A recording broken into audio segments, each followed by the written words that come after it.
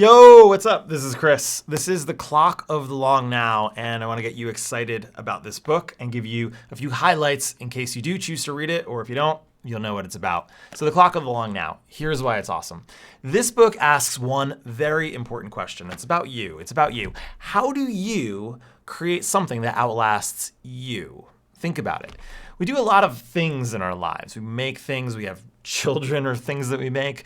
We do work every day, creative endeavors. We put a lot into the world, and honestly, a lot of us hope that there's this immortality project that a lot of us are secretly living in the back of our heads, that we're like, wow, I hope that I am remembered for something special. I want to do something good in the world. I want to write that novel, or I don't know, have a school named after me. I don't know, maybe, right? So there's something that you want to do, and you may think, it would be great if that had a lasting impact on the world.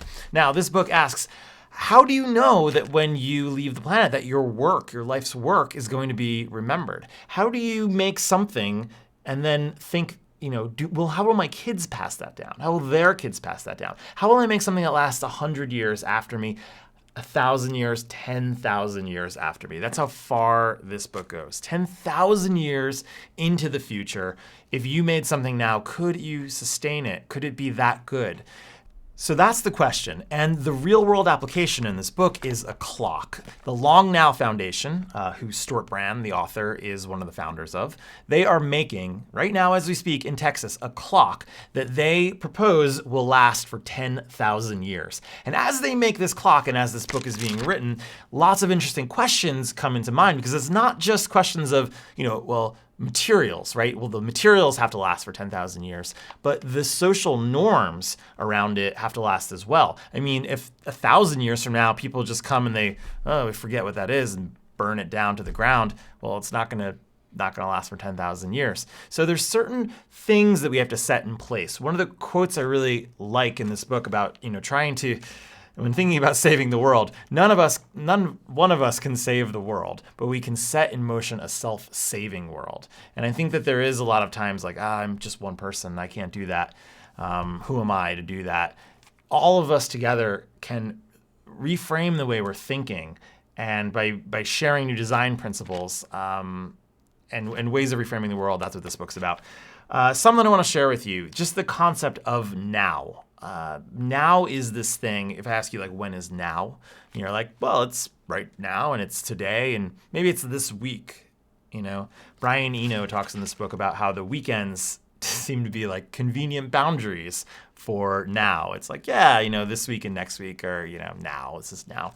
But this book is saying, what about the long now, the 10,000 years? 10,000 years, because we came from 10,000 years ago is when civilization started. So it's looking and mirroring, what if we are in the middle? What if we are not just at the cliff of the future, but thinking as if we are ancestors to the people yet to come? What will we be leaving them? Whoa, that's where we are in this big, long now. Okay, so one quick reading from the book. This is from chapter 7. I really like it. And it's talking about the way that time moves. And so in this process of writing this book, Stewart Brand, and doing the research on the clock, came across this idea that there are 6 distinct timescales. If you've ever wondered, if you've ever done some work for a cause and you got frustrated and been like, man, I tried my best and nothing happened. I put in my all and I worked really hard and I'm giving up. Then it might help give you a little peace of mind to think about how certain trends and certain time moves faster than others. If you look at the scale here, you can see that fashion at the top moves very, very quickly. Commerce also moves very quickly, the way we spend our money, the infrastructure, things going up and down, websites, companies, governments starting, all of this stuff goes from faster to slower. Downward culture. Culture moves very slow. Changing of people's diets and opinions of government, and finally nature being one of the slowest things to change. If you've seen the way that global warming, for example, has slowly been changing so slow that we don't have any facial reactions to even know that it's going on. It's just kind of happening around us very slowly. I'm going to read from the book here to kind of put this together. The destiny of our species is shaped by the imperatives of survival on these 6 timescales. So to survive means to compete successfully on all 6. But the unit of survival is different on each of the 6 timescales. So on a timescale of years, the unit is the individual.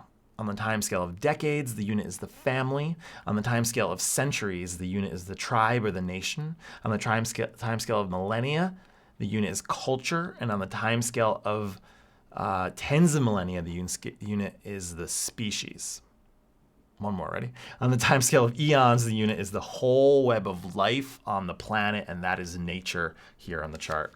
So every human being is a product of adaptation to the demands of all 6 timescales. That's why conflicting loyalties are deep in our nature. In order to survive, we have needed to be loyal to ourselves, our families, our tribes, our cultures, our species, and to the planet all at the same time. Right? If our psychological impulses are complicated, it is because they are shaped by the complicated and conflicting demands of these 6 timescales on each of us individually and together at the same time. So hopefully that makes sense about how things are moving fast and slow and conflicting at the exact same time. And sometimes why having a cause or having a belief in something and not seeing any change to it happen in your lifetime is not possible. If you think about it, the work that you are doing right now, if it is something that can be accomplished within your lifetime, perhaps it is something that is too small to be working on in one way, because there are problems that will be outlasting your life for 10,000 years perhaps, handed down to your kids and kids and kids and kids. And you might want to ask yourself the question that Xander Rose, the creator of the clock, asked me, and he said, are we being good ancestors? And you can think about ourselves not as inheritance of the past, but as givers of the future. What will we leave? What will you leave to the future, to those who are yet unborn, where perhaps the greatest good is yet to come? Because when we're thinking about doing good to the world and the people that are in, third world countries or whatever comes to your head first, perhaps there are even more, 10 times that, 100 times that are yet to be born in those countries and around the world that we can leave really good parts of our soul and the planet to, instead of the opposite. All right, so this is a great book. I highly recommend it. It's a thin little read. Check it out. If you're not the reading type, I did a 4-part breakdown on this book on the On Books podcast, so you can find that at on-books.com or download that on iTunes. Just get On Books on there and check that out. All right, enjoy. See ya.